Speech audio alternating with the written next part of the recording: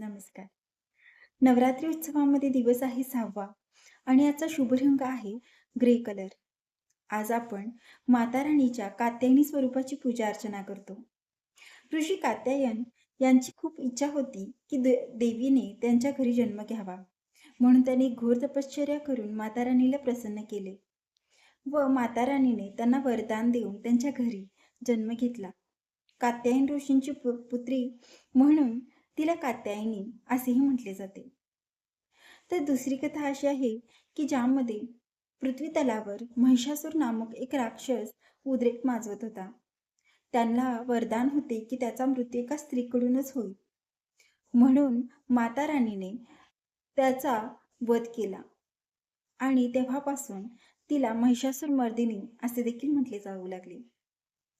माता राणीच्या या स्वरूपामध्ये तिच्या 4 भुजा आहेत. वरचा उजवा हात अभय मुद्रेमध्ये तर खालचा उजवा हात वर मुद्रेमध्ये आहे. तर खालच्या हातामध्ये कमळ पुष्प आहे. देवीचे वाहन आहे सिंह. असा आहे देवी कात्यायनीचा महिमा, जी आपल्या भक्तांचा सदैव संरक्षण करते.